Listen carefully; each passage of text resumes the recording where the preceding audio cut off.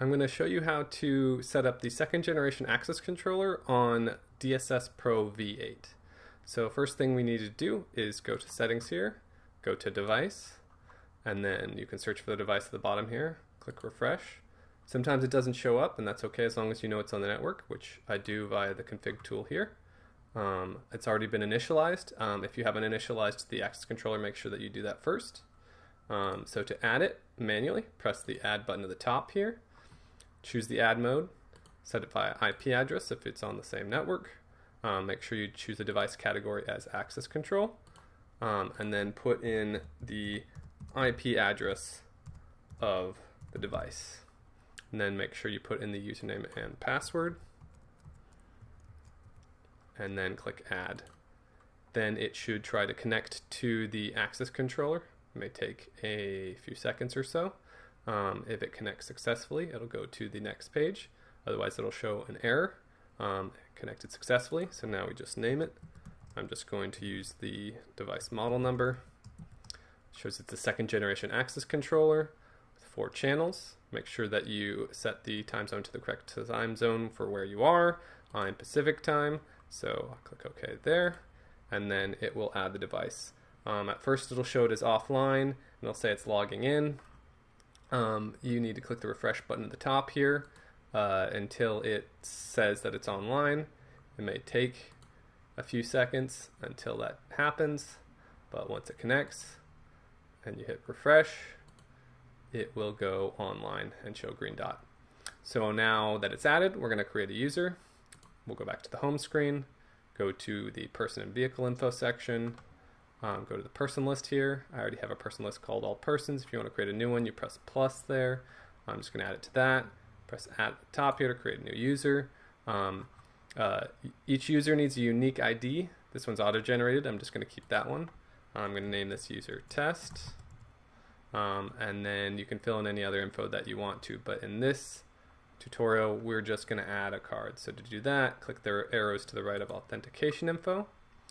Make sure the validity period is correct from at least now until when you want them to no longer have access. By default, it's the beginning of the current day until 10 years later. So to add the card, we need to scan it in. You can either use a USB card issuer or the access controller itself. In this case, I'm going to use the access controller itself. So to select the device you're scanning it in with, press the gear here next to card, select the type as device for access controller, and then under device, select the access controller you're scanning in with, expand it.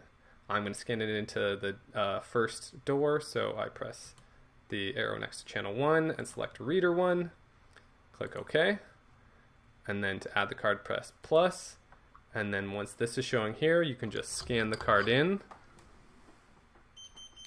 It will show the card number there.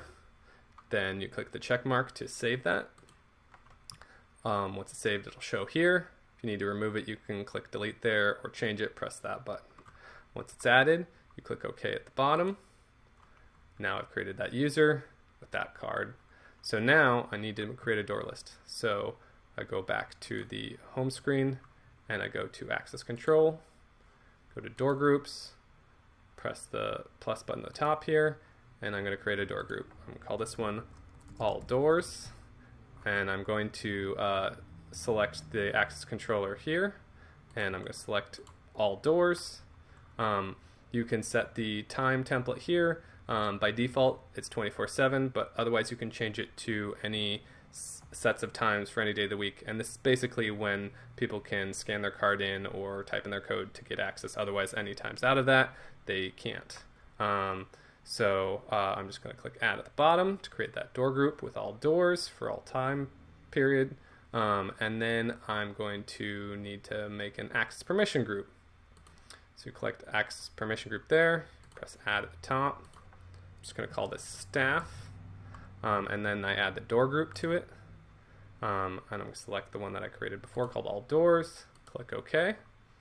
And I click OK at the bottom there. And now that door group has been added to that access permission group. So now I just need to add the user. If you're creating a new user, you can press this button, but because I already created the user, I just press select from person list.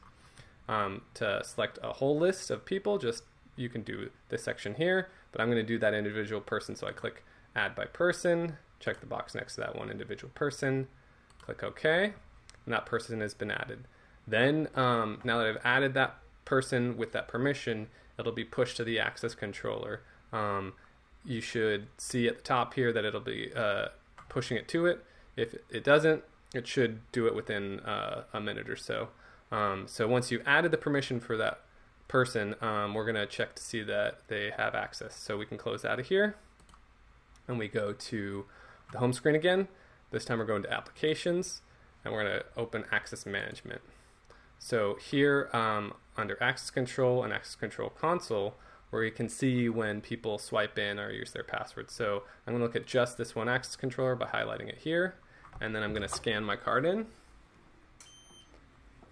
and it should show right there a valid swipe happened. That was on door 1. Now I'm going to do door 2, and you'll see door 2 now has a valid swipe as well. So now, just to show as an example, I'm going to change the time template so that I don't have access right now. So I'm going to go back to home, settings, access control, door group, and I'm going to modify that. And instead of all time, I'm going to do the weekend one, and it's a weekday, so I shouldn't have access. I click save. So we're going to go back to access management, scan my card again, and there, yeah, it did push because there's a period error there, meaning that it's not valid because it's outside of the correct period. Now, let's say you wanted to see all of the card scans or codes entered in during a specific time period. We can do that under the access control records. Click that here, and then you'll see the access controller here. I'm going to choose all doors, and then you choose the time period. So you click the little calendar there. Start time will be today at the beginning, end time today at the end. You can change these, type in the times there, and then click OK. You can search by a specific card number or ID or person name, but I'm just going to search everything, so I leave those blank, and I'm do all persons group and click search, and there you go. There's all of the records from today.